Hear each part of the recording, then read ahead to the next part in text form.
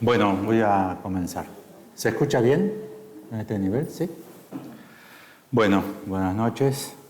Esta es la primera actividad del año de Apola, al menos aquí en Buenos Aires y en Apola Internacional. La idea es trabajar una propuesta que distribuí entre los socios de Apola del nuevo programa que propongo, ¿no? De investigación científica, fundamentalmente corrigiéndolo, ampliándolo, quitando todas las insuficiencias argumentativas y errores que contemplaba, pero agregándole un capítulo que nosotros no habíamos trabajado aún, que es el capítulo de la segregación. Lo incorporé, al menos como propuesta para que lo discutamos, lo incorporé realizando, a partir de unos eventos, realizando un estudio que yo nunca había realizado del tema de la segregación en la obra de Jacques Lacan, que no es un tema desconocido, yo no lo conocía, pero hay varios autores lacanianos que lo han trabajado y lo han trabajado ya hace muchos años, tampoco yo conocía estos trabajos.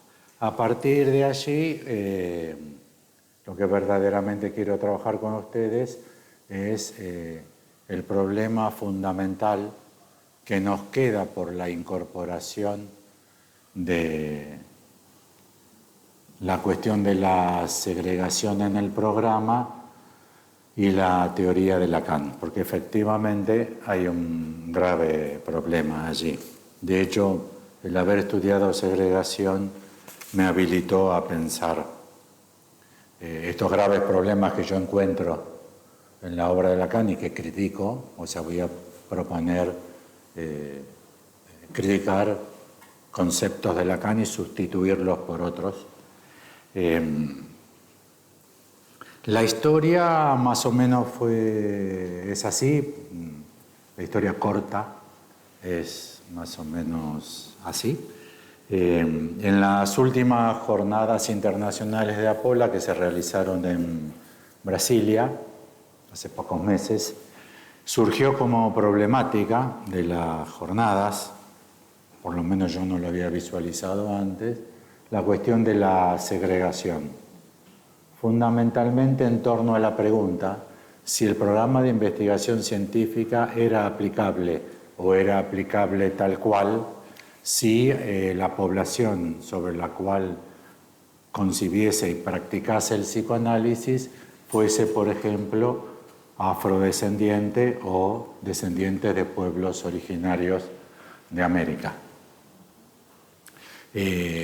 Ese es un evento disponible para que ustedes lo estudien, muchos ya deben haber participado, aunque sea en forma virtual o por verlo después, pero hay otro evento muy interesante para mí, que fue que hicimos unos pequeños encuentros con una doctora en epistemología, la doctora Mariana Córdoba, que la invitamos justamente porque es doctora en epistemología y queríamos reforzar nuestros conocimientos y debatir, y terminamos haciendo un par de actividades sobre algo también novedoso, al menos para la mayoría de nosotros, que es epistemología feminista. Muy interesante. Y ese no es el evento, esa es la formalidad. Como la jornada fueron la formalidad y el evento fue la problemática de la segregación que advino como problemática candente. Y para mí, lo que me sorprendió fue que la doctora en epistemología por la Universidad de Buenos Aires presente un modelo romántico utópico. O sea, que en el futuro habría que sostener una utopía, lo llamo así porque lo propuso así, que se caracterizaba fundamentalmente por la puesta en desconfianza sobre los valores de la ciencia.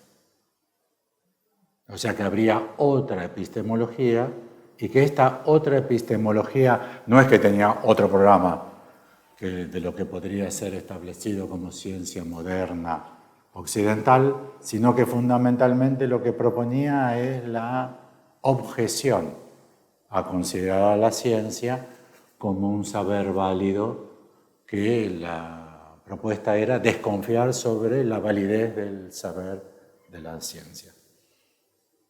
Entonces, quizás esta y la próxima reunión que esté a mi cargo, presentaré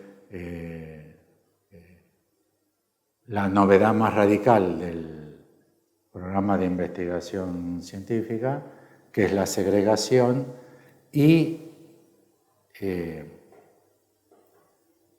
los motivos por los cuales en la enseñanza de Lacan, tal como Lacan la formuló, o sea, negro sobre el blanco, citas,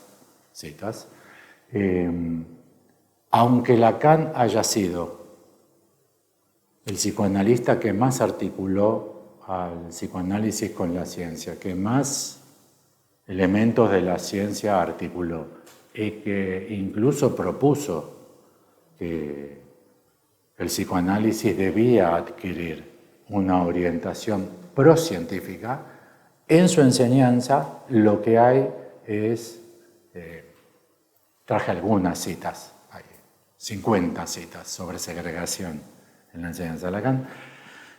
Lo que verdaderamente hay es una propuesta de poner al psicoanálisis enfrentado a la ciencia.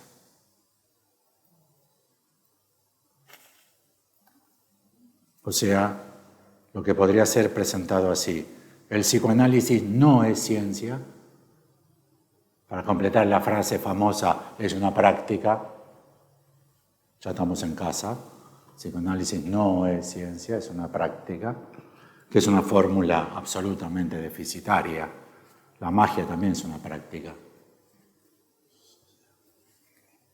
La corrupción gubernamental también es una práctica, y a veces práctica ancestral y sostenida por un número increíblemente grande de funcionarios, controladores de funcionarios. También es una práctica la corrupción. Con decir es una práctica no decimos prácticamente nada respecto de su validez. Siempre pensando en... yo trabajo desde hace más de 50 años una única pregunta, y es ¿cuál es la validez de los argumentos que se sostienen en el psicoanálisis? ¿Qué validez tienen? ¿Por qué no son cualquier otra cosa? ¿Por qué no se puede decir cualquier otra cosa? Esas cosas que se dicen, ¿por qué se dicen? Algunos pueden contestar, porque lo practicamos así, somos felices. Ese tipo de argumentaciones no es muy consistente, porque la bruja, los hechiceros, los chamanes, también dicen, nosotros practicamos esto y estamos muy felices y contentos con los resultados. Con lo cual no pongo en tela de juicio los resultados de los chamanes y las brujas, quizás sí de los psicoanalistas, pero la argumentación de que a mis pacientes les va bien, si uno revisa todas las prácticas psi, afirman exactamente lo mismo. Entonces, el argumento psicoanalítico, el psicoanálisis no es ciencia, hay que leerlo como no debe serlo, ya que el psicoanálisis se hace cargo de los efectos nefastos de la ciencia sobre la sociedad.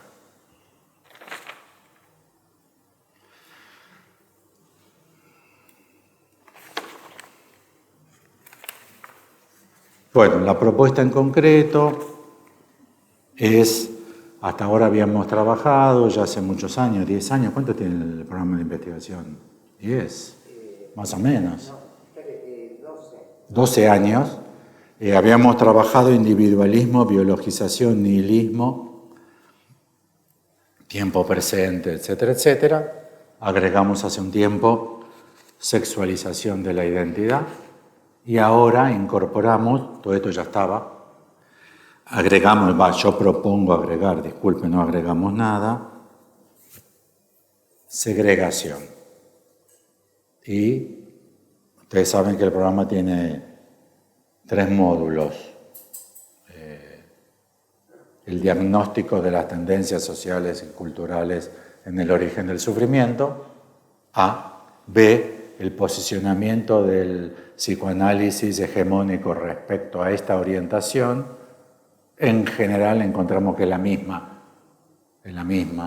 Si en la sociedad tiende a decirse, no, ya está, revisar la historia no sirve para nada, si en general se dice eso,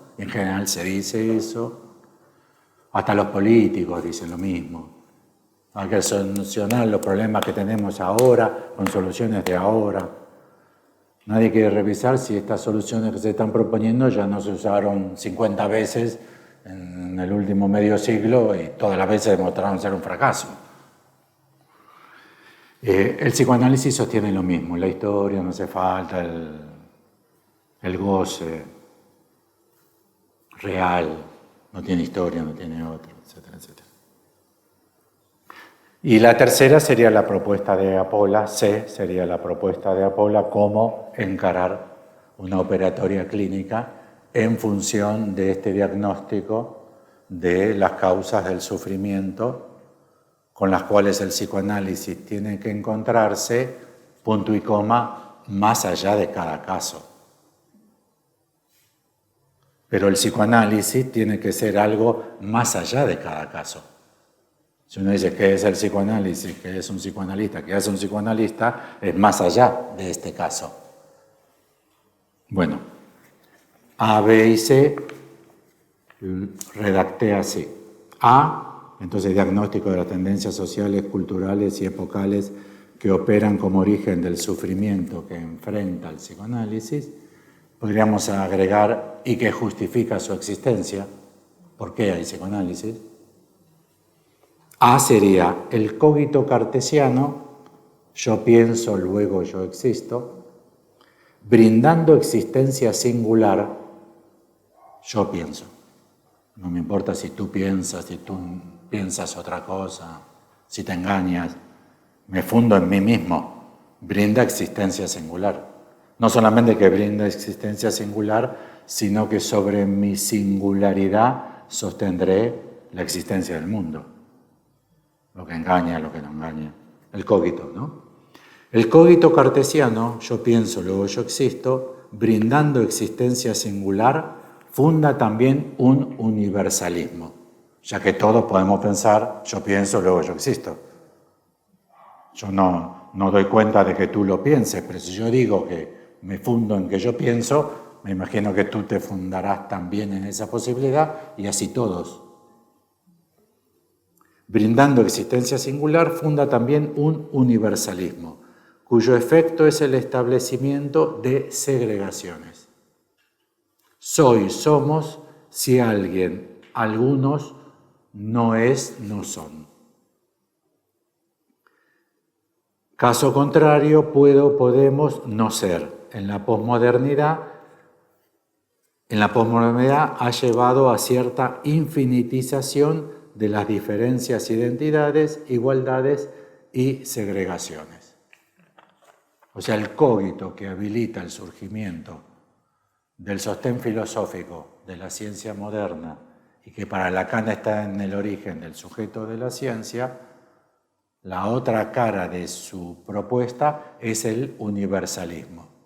Punto y coma. El nuestro universalismo, quizás este sea el primer universalismo en sentido estricto, implica segregación. Se ha armado en función de que yo soy en virtud de mi diferencia contigo, no mi integración contigo, no mi inmixción contigo. Yo quiero esto, tú quieres seguramente otra cosa. Yo deseo esto, tú deseas. El deseo singular, eso es lo que quiere tu padre, eso es lo que quiere tu madre, pero tú, ¿qué quieres? ¿Ven que se exige que cada persona tenga su deseo, en cierta moral moderna, pero a su vez que tiene que ser distinto del otro? Piensen en un psicoanalista, una psicoanalista estándar, que entrevista a un joven adolescente, una joven adolescente, Me permiten no estar diciendo femenino, masculino todas las veces, sin decir une, sujete. Le pido disculpas, pero me trabo. Soy muy viejo para asimilarme a este cambio. Entonces, vamos a decir, como las mujeres son mayoría en la población mundial, 51%, y las mujeres son mayoría en la población de la Facultad de Psicología de la UBA, entonces diré, una psicoanalista recibe un adolescente para orientación vocacional. Tiene cierto conflicto con la orientación vocacional, especialmente vinculada a los estudios. Terminó los estudios secundarios, ¿sí? Bueno, el abuelo fue escribano, el tío abuelo fue escribano, el padre es escribano, todo con el mismo apellido, el tío es escribano, paterno, y él va por consulta por orientación vocacional. Después de 3, 4 entrevistas, le dice a la psicoanalista, ya sé lo que voy a estudiar. Voy a estudiar escribanía. Bueno, el test match es, ¿ustedes suponen que la psicoanalista esa estaría contenta o no? El contento de la psicoanalista se puede leer en su intervención. Le podría decir, ajá, qué bien, bueno, terminamos. O diría, como un Capusotto, cuando se era de psicóloga. Tu abuelo escribano, tu tío abuelo escribano, tu papá escribano, tu tío escribano. Como mucha identificación, ¿sí? Entonces a la otra entrevista dice, ya sé, voy a tocar oboe. Buah, ahora sí, terminamos acá. Él va a tocar oboe. ¿Entienden? Que para nosotros la existencia de un deseo en su condición singular, hago trampa en los términos, yo no creo en el deseo singular, creo en el deseo particular, tiene que ser distinguido del de los otros, no seguir a los otros. Si sigue a los otros, si se viste como todos los tontos de los amigos, si sigue, se masificó. Y Freud a la letra, si se masificó, sus condiciones particulares están degradadas. Así que para nosotros, de lo que se trata en existo, es me distingo de los demás. ¿Cómo reacciona el psicoanálisis, al menos como diagnosticamos nosotros, en su existencia como prácticas más numerosas? O sea, ¿cómo suponemos que la gran mayoría de los psicoanálisis se orientan respecto a esta problemática? Escribí así, extraterritorialidad del psicoanálisis a partir de su autosegregación. O sea, el psicoanálisis no es filosofía. Eso es filosofía, esto no es filosofía. No es matemática, no es topología, no es lingüística, no es física. El psicoanálisis no es todas esas cosas. Entonces, extraterritorialidad del psicoanálisis a partir de su autosegregación. Lacan lo propone como autosegregado. Incluso da esta idea. Qué raro que no sea una carrera universitaria. Porque podría ser como sociología, antropología, es una carrera universitaria, filosofía, lingüística. Qué raro que no lo sea. Lacan dice, ahí se nota cómo se autosegrega. No, nosotros no nos formamos en la universidad. Extraterritorialidad del psicoanálisis a partir de su autosegregación y concepción de un sujeto singular opuesto a los otros. Entre paréntesis, mi goce no es tu goce. Cosa que es falsísimo.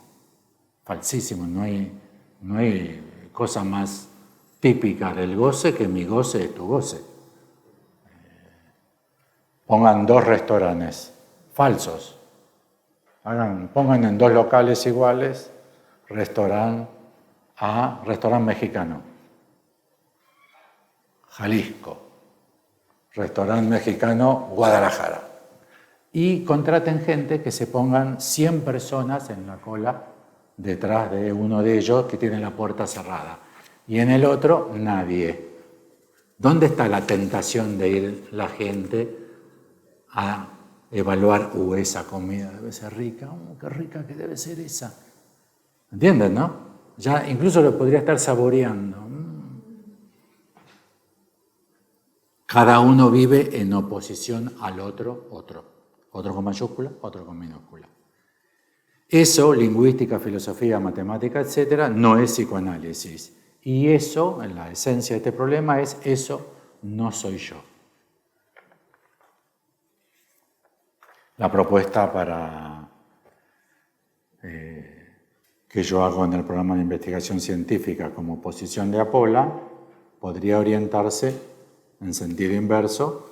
Postulamos la interterritorialidad del psicoanálisis en el campo de las disciplinas científicas y saberes afines. O sea que el psicoanálisis existe solo en la interterritorialidad con los otros campos de saber propios de su época y de su cultura, punto y coma, tal como existe la filosofía, tal como existe la matemática, tal como existe la física, ya que no existen verdaderamente la matemática separada de la física, no existe la física sin la matemática, ninguna de estas dos sin los desarrollos filosóficos, no existe. Es un idealismo vinculado en esta idea de que yo soy yo si no soy lo otro, como si se ganase para mí si logro establecer mi diferencia contigo. Postulamos la interterritorialidad del psicoanálisis en el campo de las disciplinas científicas y saberes afines, también la inmixción de discursos. Tampoco los discursos existen independientemente. No hay... el discurso progresista no puede existir sin el discurso de derecha. Y el discurso de derecha no tiene sentido postular su más mínima existencia si no es apoyado en el discurso de izquierda. No, es ridículo plantearlo. Planteamos la particularidad del sujeto en oposición a la singularidad del sujeto. Particular en inmixción. Por ejemplo, durante muchos años, durante décadas, se dijo en Argentina que había sido culpa de Juan Domingo Perón el que la población argentina se haya vaciado de los campos y haya ido masivamente hacia las ciudades, y que eso fue culpa de Perón, que llenó de villa miseria las ciudades y vació a los campos de manos de obra. Si leen ese proceso de urbanización, es un proceso mundial. Tanto es así que en 100 años, del 90% de la población en el campo, se pasó en la actualidad al 15% de la población. En el campo, en todos los países del mundo, lo más lindo, lo que más les guste, lo más pipí, cucú, pasó exactamente lo mismo. Pasó exactamente lo mismo en todos los países de Latinoamérica. ¿Estamos? Quiere decir que el proceso de desplazamiento masivo de la población rural hacia la ciudad, otro tema muy difícil es por qué se produjo. Ahí ya hay que estudiar un poquito, porque los números son fáciles, pero hay que estudiar por qué, cómo, si es mejora, si es empobrecimiento, si se podía haber evitado, si convendría haberlo. Después ya viene el mundo de las ideas. Uno puede decir, sucedió en Chile, en Argentina, en Uruguay, sucedió en Perú, Bolivia, Brasil. ¿Sí? Eso no significa que se haya disuelto la existencia de Argentina. ¿Se entiende? Lo que plantea que no se puede pensar a la Argentina por fuera de la relación con Chile, Brasil, porque no quiere decir nada Argentina. Todo lo que quiere decir puede ser engaño. Uy, qué cosas terribles nos están pasando. Y uno revisa la inflación de Alfonsín. Pobre don Raúl. Hasta la pusieron con el nombre, la inflación después están los pollos de Azorín. Después, lo que no conocen la historia vieja de Argentina, pongan en Google los pollos de Azorín. La inflación de Alfonsín, si ustedes revisan, el proceso inflacionario fue exactamente en los mismos números en toda América Latina. Así que si hubiese estado Alfonsín, Perón, Cristina, porque el proceso fue masivo de toda la región. Como la sequía ahora. Hay sequía en Argentina, hay sequía en Chile, hay sequía en Uruguay, hay sequía en el sur de Brasil. Es como decir la sequía argentina. Es ridícula. Es que no estábamos cuidando es que la soja, son todas explicaciones individualistas suponiendo la existencia del ente individual. Pero suponerlo en inmixción no significa su disolución, ¿se entiende? No es que no se pueda decir. De hecho, en Argentina tenemos un presidente de derecha, franca derecha, y en Chile tienen un presidente comunista. Y somos países vecinos, con lo cual no es que no haya diferencias. ¿Se entiende? Pero esas diferencias solamente se puede pensar en un sistema de relaciones. Esta es la idea para trabajar sujeto particular en inmixción. Bueno, después está la bibliografía que les recomendé. Aquí están algunos de los trabajos de los lacanianos, que ya tienen 10 o más años sobre segregación. Estuve estudiando mucho filosofía política. Les recomiendo Doncelot, Bárbara Kazan, Alain Renaud y John Rawls de Estados Unidos. Capítulo, yo no había estudiado filosofía política hasta ahora. Es inconcebible argumentar sobre el sujeto si no tenemos idea de lo que quiere decir sujeto en filosofía política. Y después le puse la bibliografía de Lacan, les voy a distribuir con ustedes todas las veces que Lacan habla de segregación. Aparece desde la psiquiatría inglesa y la guerra, porque efectivamente los psiquiatras ingleses tenían un paso de avance respecto a las consideraciones del sujeto. Pero el uso que hace Lacan es solamente por la segregación de los, no sé cómo se pronuncia, dullars, D-U-L-A-R-S. Los que saben inglés es tontos, la segregación de los tontos, de los imbéciles. Lo dice en un parrafito, no lo utiliza, pero lo utiliza fuerte Lacan desde el 56-57 hasta el 72, que lo utiliza por última vez. Yo voy a trabajar ahora con ustedes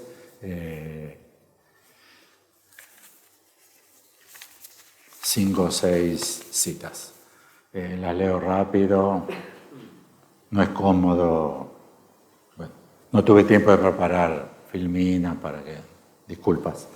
En su versión del sujeto, la primera, del 60, a la conferencia del 60, escrito en el 66. Ahora bien, ese sujeto que debe saber lo que hace, o por lo menos es lo que se supone, no sabe lo que de hecho en los efectos de la ciencia interesa ya a todo el mundo. Por lo menos tal parece en el universo contemporáneo, donde todo el mundo se encuentra, pues, a su nivel sobre este punto de ignorancia. Escuchan el todo el mundo, ¿no? Escuchan el todo el mundo. Ya solo esto merece que se hable de un sujeto de la ciencia. O sea, van a ver, tengo las citas, que el argumento fuerte sobre segregación se desarrolla en la enseñanza de Lacan en paralelos con los desarrollos sobre el concepto sujeto de la ciencia. Son un par de conceptos inseparables. En La ciencia y la verdad, que es donde yo tomé de Lacan para hacer la propuesta para el programa de investigación, la nueva edición de los escritos en español, la del 2010, página 814, entonces de la nueva edición. Así pues, no he dado ahora el paso que se refiere a la vocación de ciencia del psicoanálisis. O sea, Lacan hace rato que propuso que el psicoanálisis debe tener una vocación de ciencia.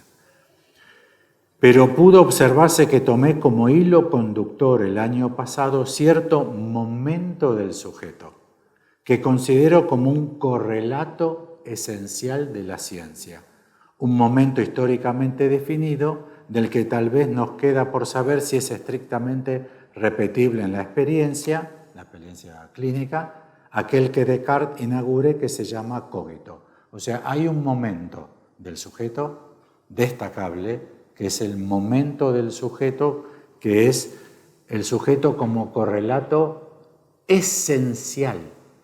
Lacan no utiliza mucho esencial. Correlato esencial de la ciencia. Quiere decir que la ciencia, sea lo que sea, tiene un correlato esencial. ¿Entiende? Que es de la ciencia, nada más que de la ciencia, y necesario. Porque si es la esencia de la ciencia, va a producir. O sea, y es que se supone que el sujeto sabe. Bueno, ahora la cita sobre segregación. La primera es hermosa, divina. A mí me vieron espectacular. Es Alocución sobre la psicosis en el niño, 1967. Son textos muy conocidos todos estos, es súper conocido.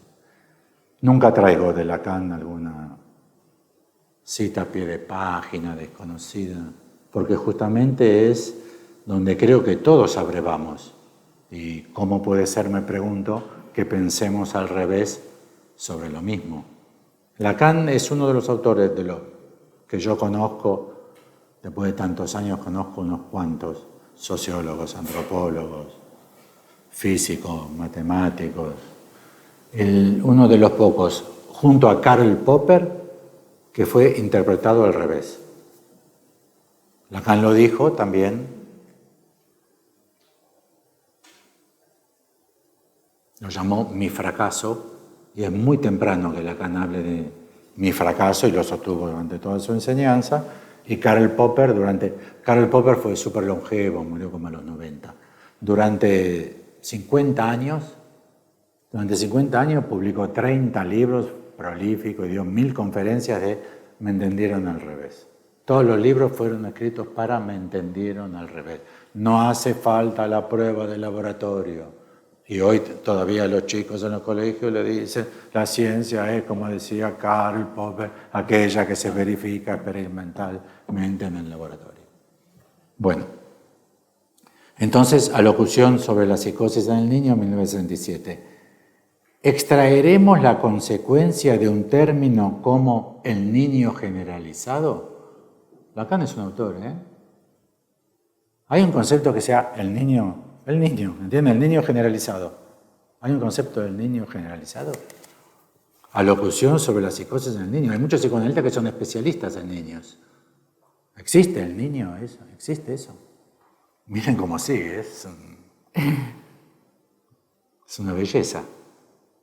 Algunas antimemorias ocupan la actualidad en estos días. Sea como fuere, el autor, no sé a cuál se refiere, lo busqué en internet muchas horas y no encontré.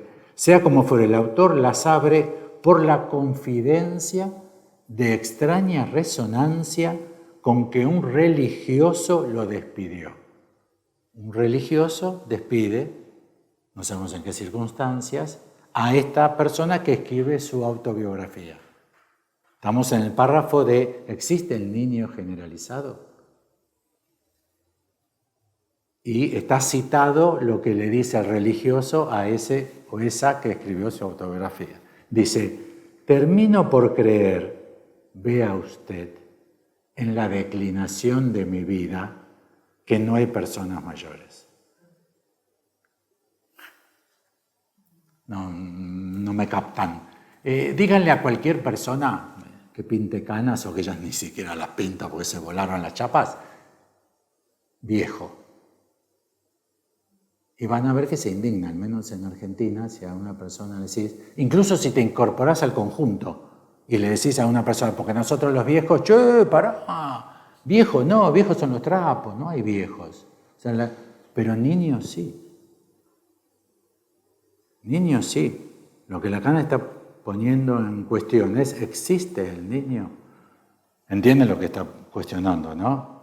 Que exista algo que se puede identificar como tal. O sea, yo. Bueno, la segunda es discusión sobre lo que Freud hace de la historia de Michel de Certeau. O sea, Lacan hace un comentario sobre el libro de Michel de Certeau. Todo esto está en Patou Lacan, está en internet. Creo que en nuestra época podríamos poner bajo la rúbrica y título general de la segregación la huella, la cicatriz de la evaporación del padre. Pensamos que el universalismo la comunicación de nuestra civilización homogeneiza las relaciones entre los hombres. Lo que dicen Tolopsy, que es la universal, ¿no? Y que eso trae un malestar porque homogeneizados. Pensamos que el universalismo, la comunicación de nuestra civilización, McDougall, homogeneiza las relaciones entre los hombres. Yo pienso, por el contrario, lo que caracteriza a nuestro siglo es la segregación ramificada, reforzada, que se confirma en todos los niveles. Entonces la propuesta de Lacan es: nuestro siglo, siglo XX, no homogeneiza, sino segrega. Primera idea a discutir. Es malísima, ¿eh? Es malísima. ¿Es del siglo XX la segregación? Efectivamente, es un fenómeno del siglo XX, porque si lo admitimos, entiendan que queda como debitario de la ciencia moderna.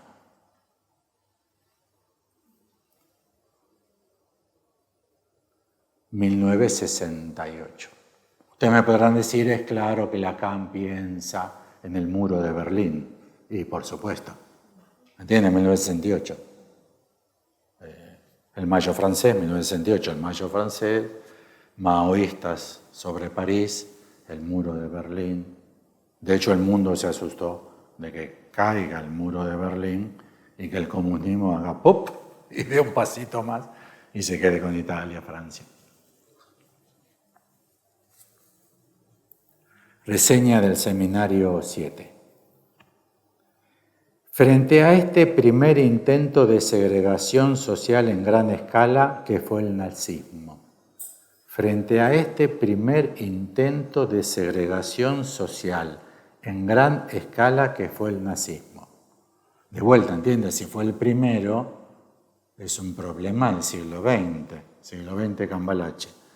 De ello se desprende una curiosa afinidad, perteneciente al registro del reaseguro, entre el estilo de la institución y las soluciones segregativas que la civilización está a punto de retornar ante la crisis generada en ella por la generalización de los efectos del saber. O sea, la sociedad está por caer en esta primer segregación social a gran escala, en una multiplicación de la segregación, peor que la del nazismo, a consecuencia de la generalización de los efectos del saber, la ciencia de vuelta. ¿Quién cobra la paliza? La ciencia de vuelta. Esto es Lacan, que dice que el psicoanálisis debe tener vocación científica.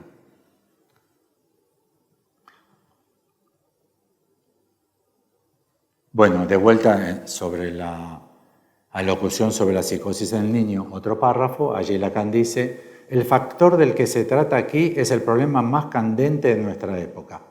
El problema más candente, hay que decir eso, el problema más candente de nuestra época. O sea, es un diagnóstico tremendo, hay que hablar así. Que en tanto primera tiene que experimentar que el progreso de la ciencia vuelva a cuestionar todas las estructuras sociales. Aquello con lo que no solamente nuestro dominio de psiquiatras, sino tan lejos como se extiende nuestro universo, tendremos que vernosla y de modo cada vez más apremiante con la segregación. O sea, el efecto de la ciencia sobre todas las instituciones sociales es el efecto de segregación.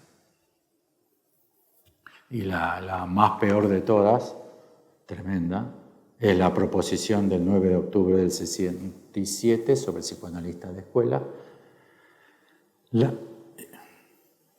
Tengo que citar un párrafo de Lacan, pero viene hablando de otra cosa antes, pero no hay forma de citar. Tendríamos que leer toda la proposición, tendríamos que leer todos los escritos y todos los seminarios todas las veces. No se puede. La tercera facticidad real, demasiado real, suficientemente real como para que lo real sea más mojigato en promoverlo, que la lengua es lo que hace hablable al término campo de concentración, sobre el cual nos parece que nuestros pensadores, al vagar del humanismo al terror, no se concentraron lo suficiente. ¿Entendieron lo que dijo? Lacan dijo que hay una facticidad real que la lengua detecta mejor que los filósofos, que es sobre el término campo de concentración. La expresión campo de concentración como lingüística da mejor indicación del problema que tenemos que todo lo que se ha pensado al respecto, porque no se prestó debida atención al nombre de la cosa. Sigue así. Abreviemos diciendo que lo que vimos emerger para nuestro horror representa la reacción de precursores en relación con lo que se irá desarrollando como consecuencia del reordenamiento de las agrupaciones sociales por la ciencia, especialmente de la universalización que ésta introduce. ¿Entendieron la trampa? Hay que prestar atención, dice Lacan, a campo de concentración. ¿Por qué? Porque la ciencia lo produce. ¿Por qué? Por el concepto de campo. El concepto de campo, Faraday. ¿Entienden? Lacan dice, lo que hay que prestar atención es que la ciencia ha desarrollado el concepto de campo. La lengua, bueno.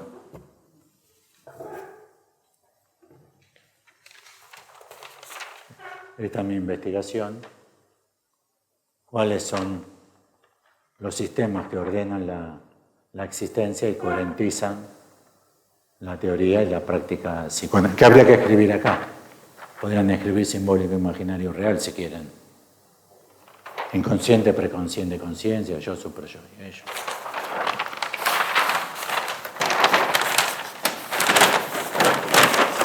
Bueno, lo primero que hay que decir es que Lacan se equivoca de cabo a rabo, lamentablemente. Lacan también se equivoca de cabo a rabo, porque en alemán campo de concentración es Konzentrationslager. Y deben haber escuchado lager, los lager. Lo que chupan cerveza también, porque bueno, ya sabía que se habían ido para el otro lado, más simpático, concentración en lager. Hay un tipo de cerveza que se llama lager. Mientras que campo electromagnético es Feld, como en inglés. Es electromagnetisches Feld.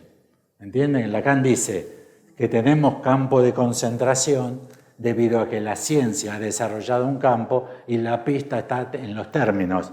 No. Así que observen que si uno mete la pata así, Lacan tradujo a Heidegger del alemán al francés más o menos. Eso es lo que pudo. Él consideró que sabía algo de alemán, traducir a Heidegger. No se entiende nada en alemán, imagínense. Así que él supuso que sabía alemán. Y miren cómo mordió el anzuelo. Cuando uno muerde el anzuelo así, es que uno está dispuesto a morderlo. ¿Entienden? Que hay un prejuicio. El prejuicio es esto. El prejuicio es que Lacan supone esto, que efectivamente hubo campos de concentración, porque vivimos bajo los efectos de la presencia del efecto universalizante de la ciencia.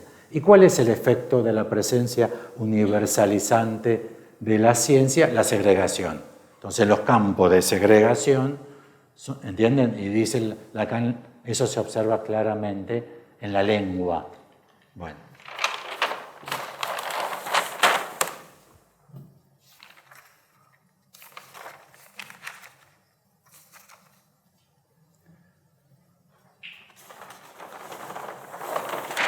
Más otro pequeño problema. Yo también mordí el anzuelo, ¿eh? Yo también, guarda. Alguna vez dije, ¿se fijaron en las películas sobre campos de concentración? Que siempre que quien elegía, quien iba al horno y quien iba a salvarse del horno ese día era un médico vestido de blanco. O sea, alguna vez resalté, ¿vieron la presencia del médico moderno, el científico, el del nacimiento de la clínica? Pero si pensamos un poquito, esto es científico, ¿no? Esto es científico. De hecho, quizás sea el paso científico de la ciencia moderna que rompió todo. Después de Newton, porque esto es lo que permite a Einstein la teoría de la física relativista, Faraday, el campo electromagnético. ¿Esto va para el futuro o para el pasado? Después de que Faraday lo propuso, ¿siguieron las investigaciones buscando lo nuevo o hicieron va de retro Satanás? ¿Quemaron los libros? No. ¿Y esto va para el futuro o va para atrás? Los nazis iban para el futuro o iban para atrás. Había que recuperar el origen. ¿Entienden que incluso poner esto con esto es una cosa dificilísima? Porque esto es lo más subversivo hacia adelante, que lo puede trabajar un judío o lo puede trabajar un ario. Al campo le resulta indiferente si es el científico, el judío o es ario. Pero acá, para eso es muy bueno leer el libro de Donatella, Di Cesare, para ver cómo el nazismo sostenía un antisemitismo en el sentido de recuperar el verdadero origen. Así que ya esta idea es peregrina. Suponer que esto lleva a esto ya es una idea que la verdad hay que defenderla de alguna manera más que con una coincidencia de términos. Y para colmo, no está. Bueno.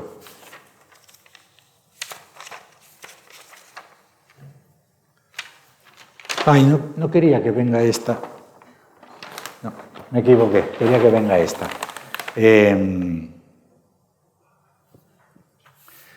Primero una cuestión sobre la ciencia, que me parece que el otro día en las interesantísimas conversaciones con la doctora Mariana Córdoba quedó absolutamente desvirtuado. Y es que hay un problema que es este. La objeción a la garantía que brinda la ciencia sobre los saberes que propone, la objeción requiere de una distinción mínima que es esta. Hipótesis, que es una suposición tentativa. Puede ser la tuya, puede ser la tuya, puede ser la tuya. Son suposiciones tentativas que se verá qué hacer con ellas. Luego las conjeturas, que son juicios por indicios. Acá tuve que corregir, cambié el color porque no tenía rojo para escribir sobre el liquid paper. Juicios por indicios y observaciones, la conjetura, y luego viene la ley. La ley son relaciones constantes, abstractas, que condensan saber y permiten anticipación.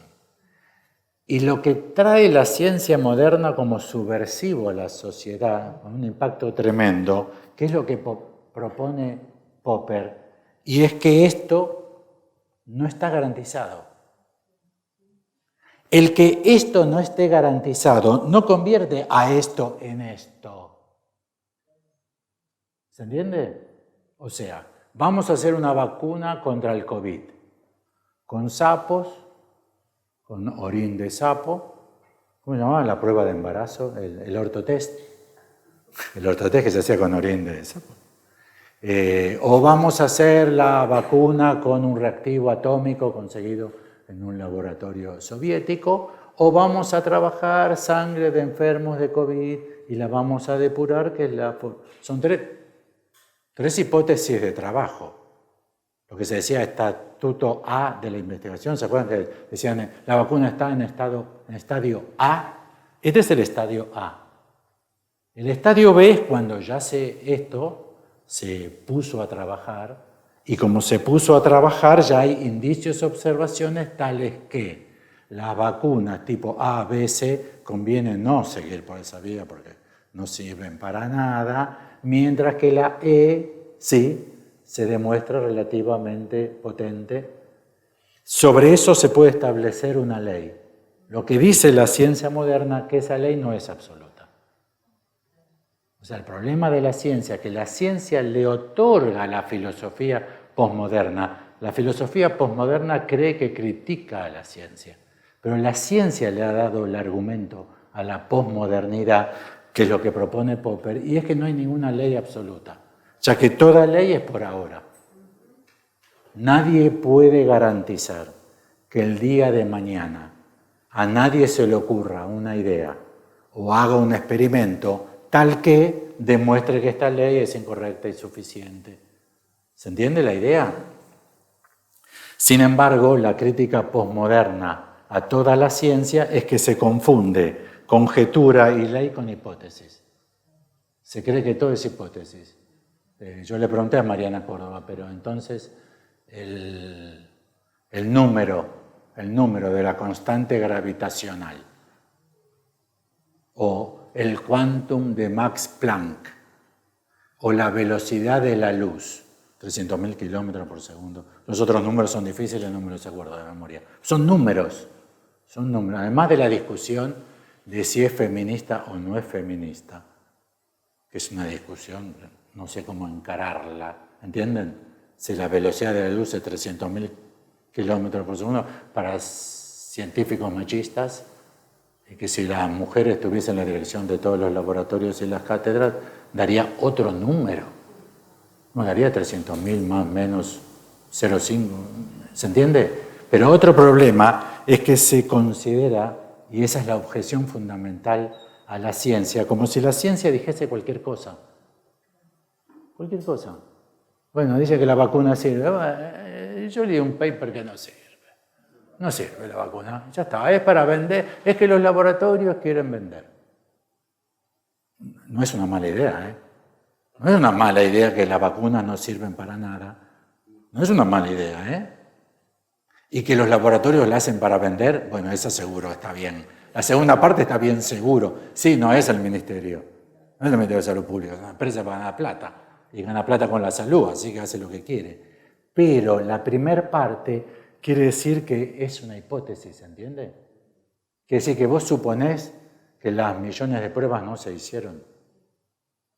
Que los millones de muertos, más o menos 15 a 50 millones de muertos por COVID, ¿no crees que efectivamente tengan una alta tasa de personas no vacunadas? ¿Se entiende? Se supone que todas son hipótesis. Y entonces que no hay nada de juicio por indicios y observaciones. Entiendo que ustedes podrán decir, yo no confío en nada, en ninguna noticia. No leo más el diario ni miro la televisión porque yo no confío. Bueno, si no confías en nada, no sigamos hablando. Vamos a tomar una lager y chao, porque no se puede hablar nada con esa persona. ¿Entienden? Si una persona dice, yo no confío en nada, bueno, no sé ni cómo llamarte, no sé si decirte Carlos o Roberto, porque no debes confiar en cómo te llamas. No sé, o sea... ¿Entiendes? Si todo pasa a ser hipótesis, entonces cualquier cosa puede ser dicha. Y me parece que debe haber en nuestros criterios alguna forma de establecer un límite. Ya que, chiquitito así, chiquitito así, cualquier cosa se le puede decir a cualquier paciente y toda ella será terapéutica.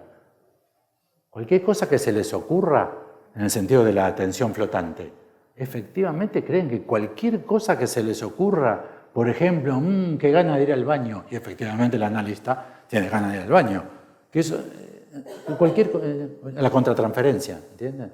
Bueno, entonces muchos son muy jóvenes, no conocieron al kleinismo en su radicalidad, pero si tenías ganas de ir al baño en el transcurso de la sesión, es que el paciente había originado en vos algún tipo de transferencia y contratransferencia, tal que si tenías ganas de ir al baño, el paciente había proyectado seguramente heces envenenadas, ¿qué va a hacer? No, heces explosivas y orines envenenadas. Bueno, la propuesta que les quiero llegar a hacer, lo vamos a argumentar, es que la queja que hay sobre la ciencia moderna, la queja generalizada, no solamente de la posmodernidad, sino de las poblaciones occidentales en general. Con el COVID subió un poquito el estándar de aceptación de la ciencia. En general la gente contesta que confía en la ciencia. Después del COVID, más o menos en torno a un 60%. Antes estaba debajo del 40%. la confianza de la población en general sobre la ciencia. Es la misma desconfianza, la ciencia moderna, que sobre la democracia liberal, todos los movimientos, entre comillas, para discutir, antidemocráticos, que están surgiendo por doquier, en Europa, en América, Eurasia, no quiero dar nombres y apellidos, Medio Oriente, así cada uno se arregla con lo que puede. Y es en relación a la ciencia moderna del siglo XVII, la democracia liberal que surge en el siglo XVIII, es la democracia de la igualdad y de la libertad. En realidad, el problema que hay no es la ciencia moderna, porque la ciencia no ha prometido nada. No es que la ciencia dijo, nosotros los científicos venimos a decirles que con más ciencia ustedes, nosotros, estaremos mejores. Lo que el científico hace es buscar la solución a que el ácido desoxirribonucleico dura más o menos 4 o 5 días de vida. ¿Y por qué dura 4 o 5 días? Nada, el científico no promete nada. La ciencia no promete nada. La ciencia no promete nada. La ilustración, las luces, el iluminismo, o sea, la apuesta a la razón, sí que prometió un progreso y un mundo mejor. De hecho, también la democracia liberal también ha prometido igualdad y libertad.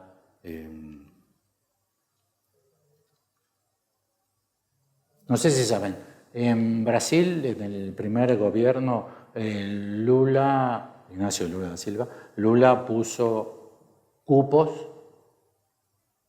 de afrodescendientes a cubrir en las universidades para que luego surjan las vacantes de las universidades a los mejores promedios. Quiere decir que si hay 1000 vacantes en la Universidad de San Pablo, 1000 vacantes, los primeros 50 deben ser cubiertos por los mejores promedios de afrodescendientes, aunque tengan 6, 7. Y luego vendrán toda la población en general, aunque tenga 10, 9,50, 9,70, lo que ocasionó una discusión tremenda. ¿Se imaginan por qué mi hijo, que tiene 8,17, se quedó por fuera, ya que los primeros 50 cargos fueron ocupados por afrodescendientes que no llegaban ni a 7? Es el problema que hay fundamentalmente con la igualdad. El problema de la filosofía política moderna es la igualdad, que la democracia ha prometido igualdad y libertad y no lo ha producido. Incluso la discusión ya viene más larga porque ya hay consecuencias de los cupos. Y es que habitualmente los afrodescendientes que entraron con cupos no siguieron la universidad, porque vivían en favelas, porque no tenían transporte adecuado para llegar a las universidades, porque la familia se estaba desmembrada, porque había problemas en su barrio de delincuencia, de adicción. ¿Se entiende? O sea, con el cupo no se arregló el problema. Sigue siendo el mismo problema de cómo se generan las condiciones de igualdad, que es la esencia de la democracia liberal. La esencia, fraternidad, igualdad y libertad. La esencia de la democracia liberal, bueno, pero fue la ilustración, las luces, el iluminismo, el que hizo la promesa a la apuesta de la razón. ¿Se entiende? No fue la ciencia. La ciencia hace su trabajo, no promete, ni siquiera sabe lo que busca. ¿Entienden? En el laboratorio o en la universidad se está pensando este problema para ver cómo se resuelve aquello. Suponiendo que si se resuelve así, iremos para allá. Y luego, qué sé yo luego. O sea, ¿dónde va a estar la investigación física? Es una idea que surgió también en matemática. Al fin del 19, Hilbert, Boca River, Hilbert, Gödel. Gödel tampoco es un alma paseando por el universo. Surge en un contexto, el teorema de Gödel. Porque el programa de Hilbert, que era el masivo, decía: todos los problemas de la matemática se resolverán en los próximos 20, 30 años. No hay problema. Hilbert era uno de los genios más grandes de la historia de la humanidad y dijo, los problemas de la matemática son estos 15, y puso los 15 problemas, o sea, Hilbert, el número de Hilbert, no yo, Hilbert. Y él dijo, no, es imposible que las matemáticas resuelvan todos los problemas que el mismo ejercicio de las matemáticas produce. Y lo demostró con el teorema de Gödel. Con lo cual habrán visto que en las propias ciencias se estableció que no se puede hacer esta promesa. Pero la promesa la hizo la Ilustración, las luces y el iluminismo. Un ejemplo típico es el discurso de Raúl Alfonsín, 1983. Con la democracia se come, se educa, y se cura. Es una promesa que se vio asociada a la democracia y después de tantas décadas de vida democrática en muchas sociedades no se verificó. No se verificó en el sentido de la igualdad, pero no es la ciencia. La crítica romántica a la ciencia, que como verán con el teorema de Gödel, la relatividad de Einstein, el principio de incertidumbre de Heisenberg, ven que la posmodernidad toma la incertidumbre, pero la incertidumbre no viene de la filosofía, viene de la ciencia moderna. No hay tiempo, no hay espacio, no hay masa, no hay energía.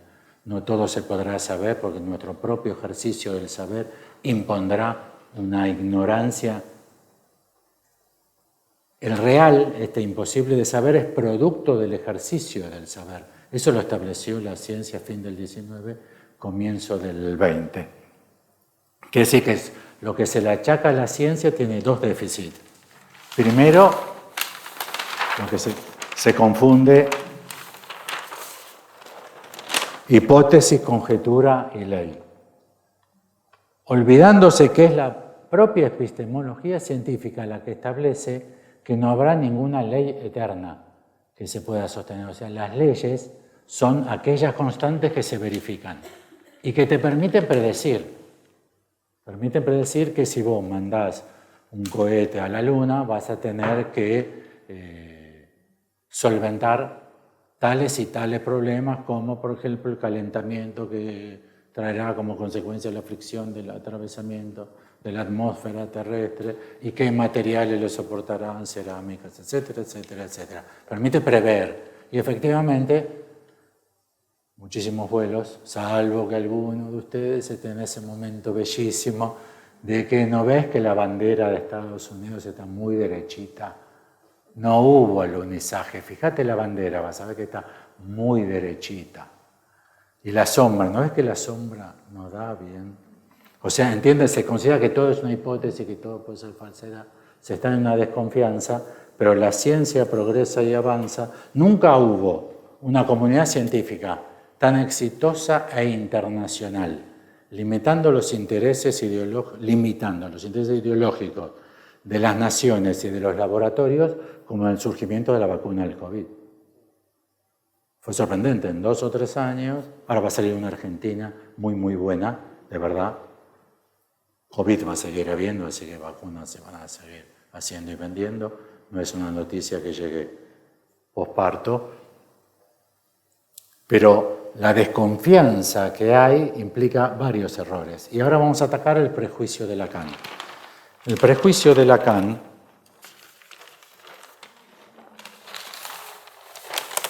que dice que la ciencia universaliza, me parece que es un error. Porque si bien es cierto, presentado tan acotadamente, resulta falso. No te quise pagar porque no tenía cambio ese día. Tenía solo billetes muy grandes de $100, entonces no te quise pagar por eso. Pero además hay otro problema, y es que no te quise pagar del todo. Porque yo ese dinero no te lo voy a retribuir nunca porque no creo que te lo debo. Es verdad que no tenía cambio, que tenía todos billetes de $100. No es el caso. No es el caso. Entiende que decía un argumento verdadero, pero tan acotado que oculta el panorama general. Lo que yo les propongo es que hay que tomar en cuenta, y por eso la idea sería esta, ¿no? Les voy a proponer dejar caer el sujeto de la ciencia de Lacan, porque produce el efecto contrario de toda la enseñanza de Lacan, y es la vocación científica del psicoanálisis, porque obliga al psicoanálisis a oponerse a la ciencia, ya que los efectos universalizantes de la ciencia producen el malestar que el psicoanálisis está destinado a contrariar. O sea, nosotros tenemos que curar el efecto enfermante de la ciencia, ¿se entiende? Lo que yo voy a proponer es que en realidad el psicoanálisis ingresa, se incorpora, y el sujeto con el que opera solamente se coherentiza en una concepción que articule en inmixción, como por ejemplo una cadena borromea, la política, la economía y el saber. Acotadamente o en otro contexto se puede decir el poder, la riqueza y el conocimiento. Rápido, después volvemos.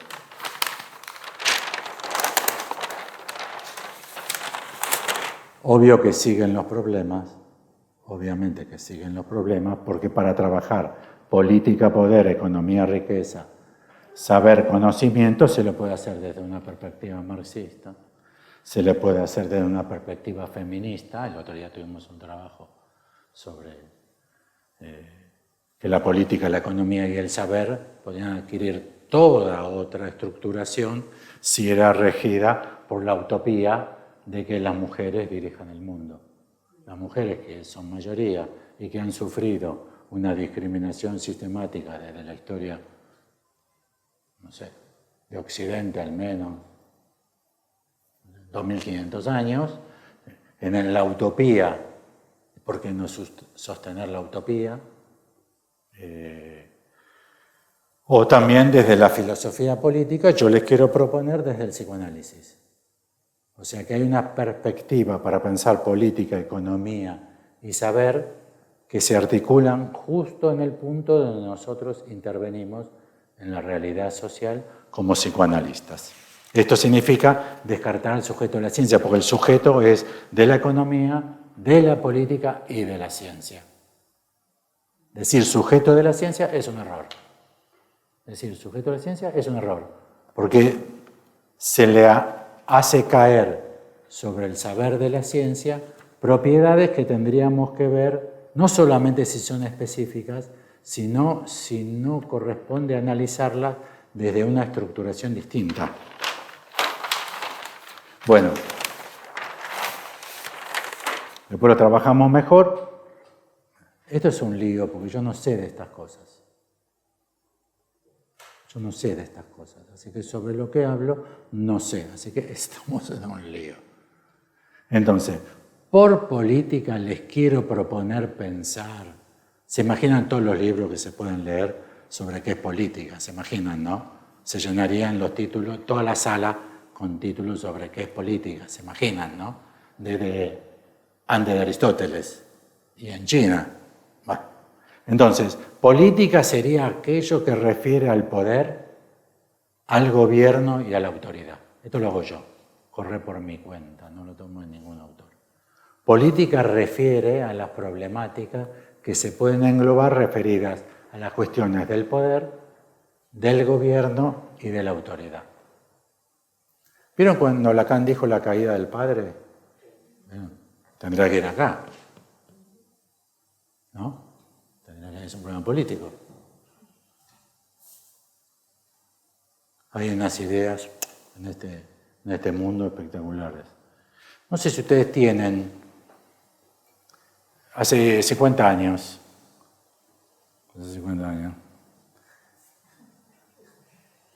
el obrero cobraba el sueldo en billetes que iban adentro de un sobre. Y pasaba en la fábrica por la oficina de sueldos y jornales y retiraba su sueldo. González, Fernández, Aimovich, ¿sí? ¿Qué hacía el obrero de comienzos del 20 con el sueldo, con el sobre? Se lo daba a la mujer. ¿A quién se lo daba? Se lo daba a la mujer, se lo daba a mi mamá. Y mi mamá lo ponía en el delantal y iba sacando. ¿Sí? Bueno. Sí, papá, le daba el chupi. Sí, papá, le daba el chupi. Y estaba con los amigos en el bar a la noche. ¿Cómo se resolvía el problema?